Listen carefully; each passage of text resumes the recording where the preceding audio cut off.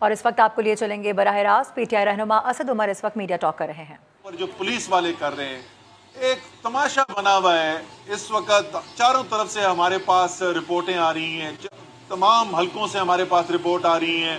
Police जो है वो परेशानी पैदा कर रही है वोटर्स के लिए, वो खौफजदा करने की कोशिश कर रही है, वो एक साफ शफाफ इलेक्शन के अमल को के अंदर इंटरफेरेंस करने की कोशिश कर रही है, मुदाखलत करने की कोशिश कर रही है।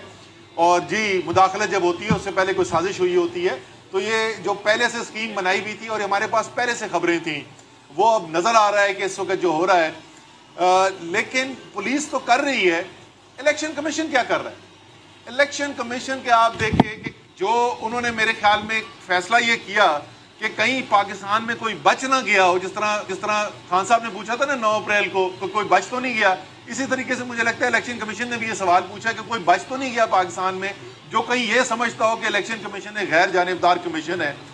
आप देखें उन्होंने जो खत निकाला है, पहली बात तो वो कहते हैं खत शुरू होता है एज डायरेक्टेड। ये इलेक्शन कमीशन खत लिख रहा है और वो कह रहा है एज डायरेक्टेड।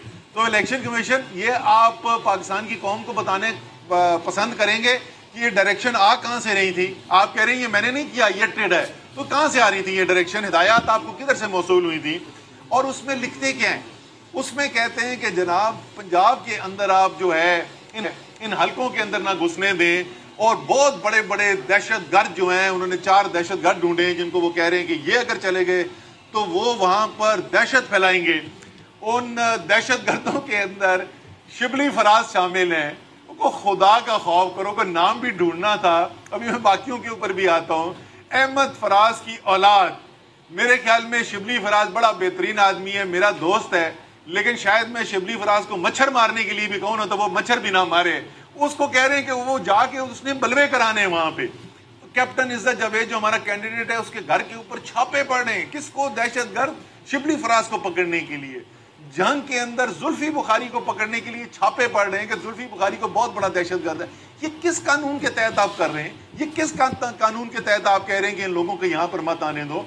अली अमीन गंडापुर को सूबे से ही मना कर दिया, कंटेनर लगाए हुए। मुल्क को तकसीम करने की बार बार ये कोशिश करते हैं, लेकिन इंशाअल्लाह ताला ना ये मुल्क तकसीम होगा, ना इमरान खान इस मुल्क को तकसीम होने देगा। लेकिन इनकी कोशिश पूरी है। फिर कंटेनर खड़े किए हुए दरिया खान में और दूसरी जगह में कि कोई उस तरफ से खैबर पख्तूनख्वा से पंजाब के अंदर ना आ सके। तो ये जो भी कर रहे हैं, इनको मैं याद दहानी दोबारा करा दूं कि सुप्रीम कोर्ट ने 1 जुलाई को एक ऑर्डर किया था।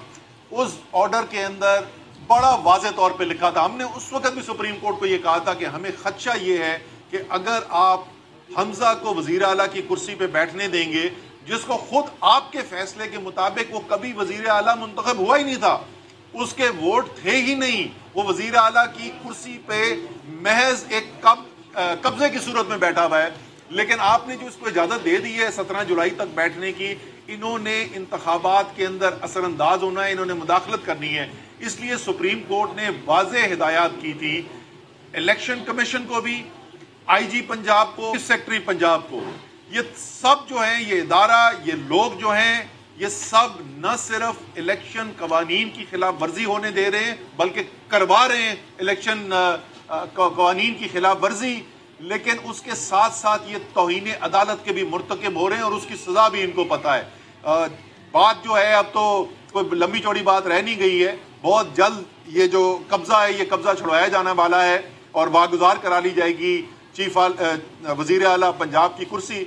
उसके बाद ये तमाम लोग जो हैं, जो गैर कानूनी अहकामात पर अमल कर रहे हैं, जो गैर कानूनी अहकामात दे रहे हैं, ये फिर पूरी कानूनी कार्रवाई के लिए तैयार रहें। तो जो भी आप कर रहे हैं सोच समझ के करें कि आपको फिर कानूनी कार्रवाई भी देखनी पड़ेगी।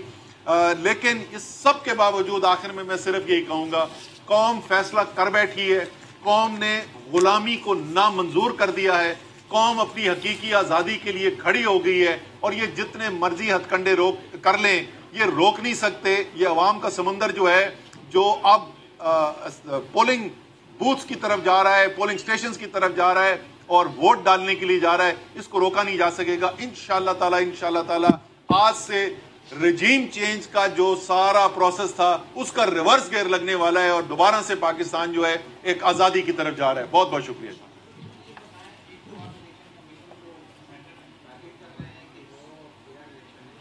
साफ शफाफ इलेक्शन को मुतनाज़ बनाया जा रहा है। पुलिस वोटर्स को खौफजदा कर रही है। असद उमर मीडिया टॉक कर रहे थे।